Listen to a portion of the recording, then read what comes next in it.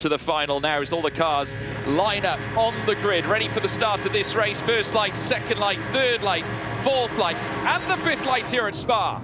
And it's pedal to the metal, and it is go, go, go, go, go. And a very good start indeed by Dane Warren as he makes his way towards turn one. Still not enough, though, to get past Sebastian Job. Not yet anyway, as they peel through now. There you can see the Team Redline cars also in behind. You've got another Porsche in the mix too, but it's the G2 Esports car belonging to that is Sebastian Job, who leads them through a Rouge and Radeon. Luke Bennett there in third too. Mitchell de Jong in fourth with Enzo Benito. Sat in fifth place. Moritz Lerner there in sixth as well. But here comes now Dane Warren as they head up through towards Lake Comp. Through the Kemmels right, potentially three wide. Enter Luke Bennett, who finds the inside line. Can he get past Dane Warren? He can. A nose in front. A vital move on lap 1 of 7. He will at least maintain that place. And here comes Benito.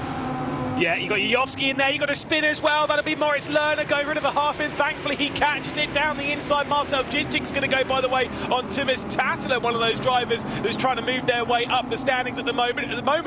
With R8G, is you've got two red lines up there, you've got two Porsche up there, you've got two R8Gs on the cusp, and the lone G2 Esports car sat at the front of all of that, laughing all the way to the bank. Yeah, you certainly do. Just look at them all in tandem. Marvellous job by RAG to catapult their way through the field. Sixth place now for Jayovsky. Chinchik in seventh. Now remember, they were in a similar position to this last time out at the Nürburgring. Remember, it was Chinchik in seventh, Jayovsky in sixth. Actually, I think it was at the Hockenheimring, if I'm not mistaken, where they were both together. And we were waiting to see whether there would be any urgency for Jayovsky to press on the car in front. They didn't do it. Will they have a change of thought this time, Lewis?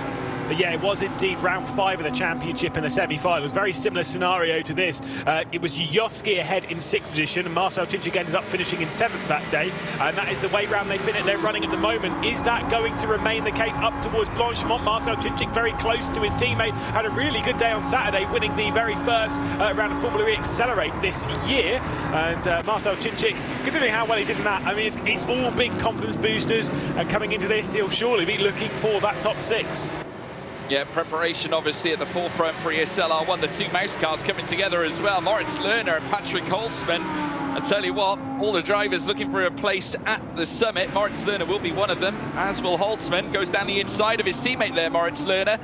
Obviously very keen to move himself up the table. Has done 10th fastest now, or 10th place on this classification. Johan Harth also trying to get into the mix, needs to get himself off B12. Now at what point now do the mouse drivers opt to work together? They've got a little bit of ground to gain there on Lasse Sorensen, but look at Johan Harth there with a beautiful little bit of overspeed as the three Audis now make their way up the straight now too. Breaking away, Moritz Lerner just slightly, Patrick Holzman in trouble, and here comes the swap. Chinchik up into 6th. They almost read our minds, Lewis.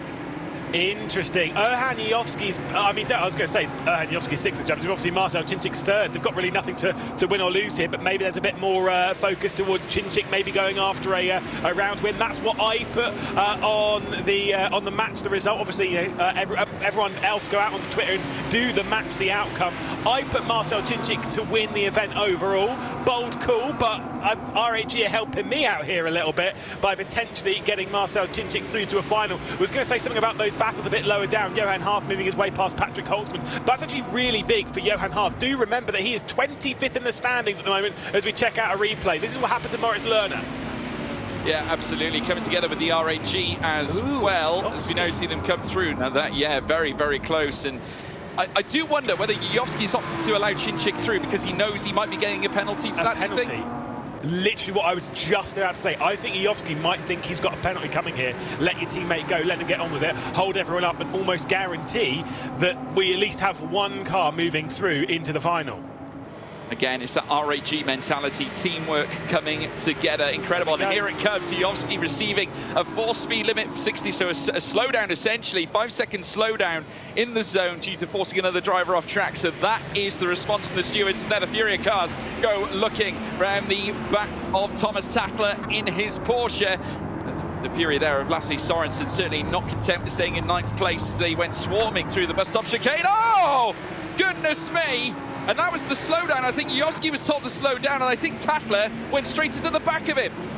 Yeah, so they are told, as we'll see this battle come through at T1, Sorensen and Thomas Tattler, they are told that the slowdown zone is by pulling to the right on the start-finish straight. So you come out to the chicane when the curb ends, that's when the slowdown is activated. It's in-game, so they get given it by race control in-game, and that's decided. It did cause a bit of an incident in the quarterfinals, and looking like it's caused a little bit of one in there. And obviously it was Yuri Toman, another RHG driver, that caused that kerfuffle, shall we say.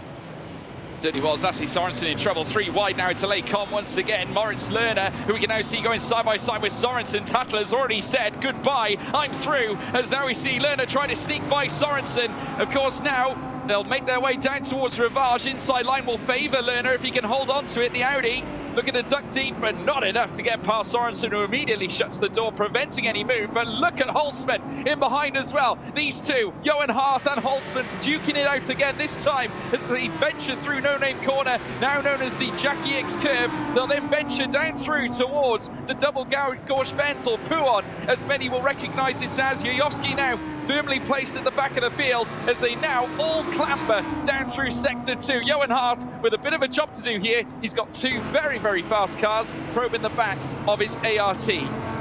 Yeah, like you say, it's really important again for Johan Harth to hang on to as many positions as he can, hang on to as many points as he can.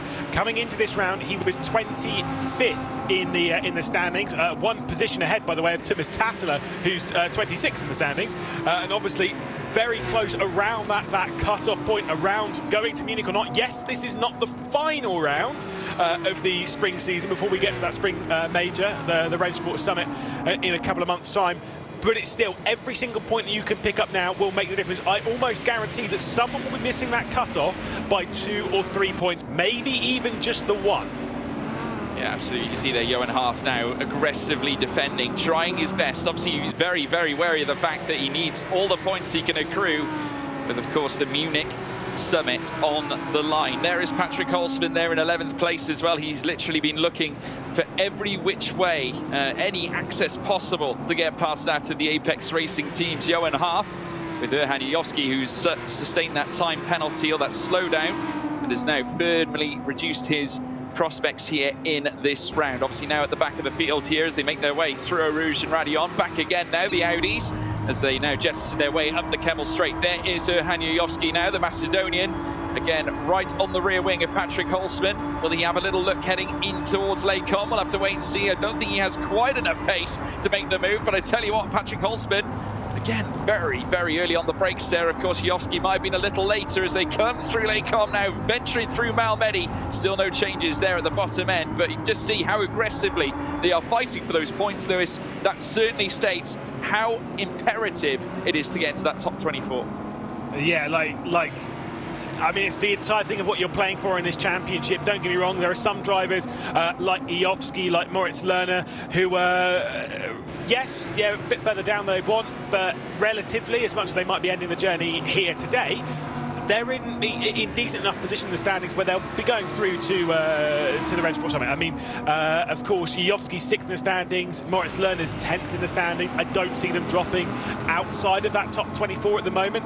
Lasse Sorensen's one of the drivers who's kind of joined us a little later in the championship. Currently sits 31st in the standings, so he's in that ballpark with what we said with Johan Harth, Thomas Tattler, where if they are going out now, they need to score as many points as they can. They need that 7th position. That 7th position is almost like a win to some of these drivers just to get those extra few points onto the standings. I don't think anyone else is really going to be progressing now. I think we've got our top 6 set unless they start fighting. Yeah, and do you think now we're going to start seeing a lot more of this as we come towards the closing stages of the championship?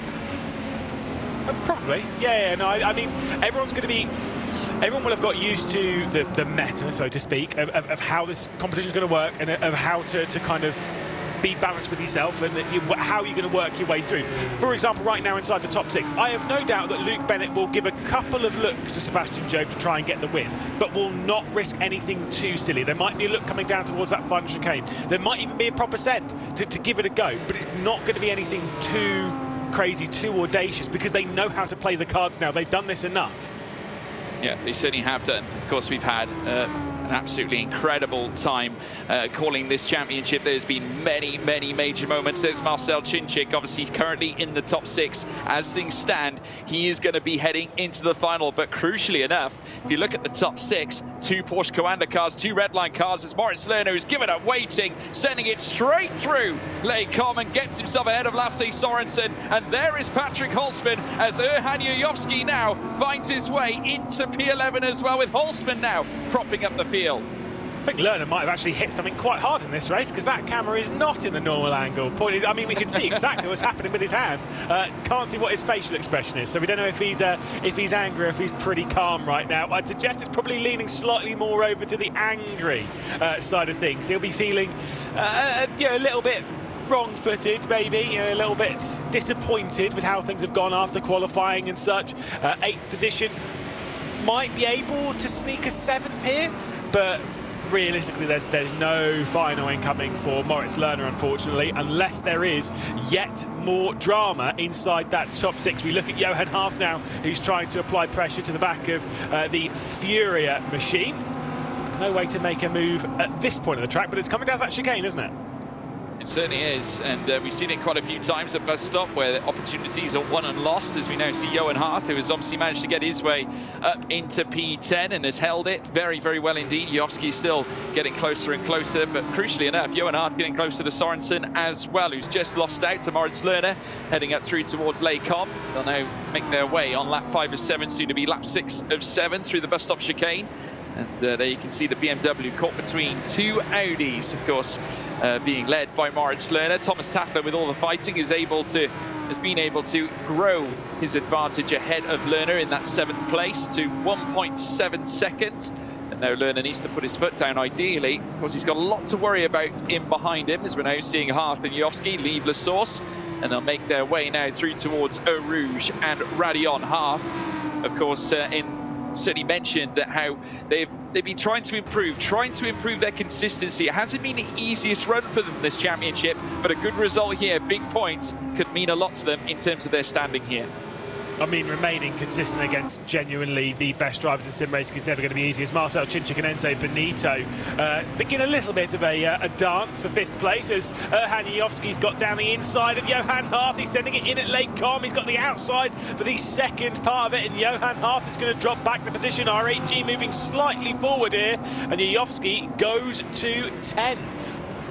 And remember, there's a crucial teams championship currently underway, because of course Team Redline, who are currently in this round, leading the championship. Remember, a solitary 4 points is all that separates RHG and Redline. They don't want to lose too many, because at this point they will be dropping points to Team Redline. So it's in the interest of Erhan Yuyovski to put his foot down, get to work, try and reduce the damage here, because at the end of the day, they're the sole 2 RHG cars left in this round.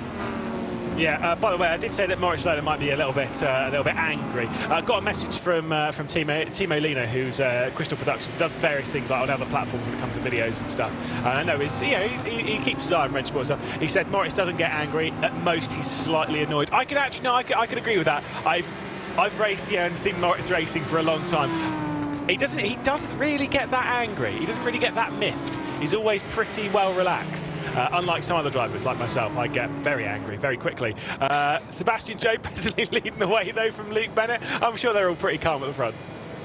I'm sure they are. Sebastian Job, I tell you what, looks like a very cool, calm, collected young man. I mean, what a fantastic talent this man really is. I mean, he hasn't been in this championship long, Lewis. He hasn't had the opportunity, should we say, to at least get a few races under his belt prior. But he's just a rock SLR1, and he's taken it by storm.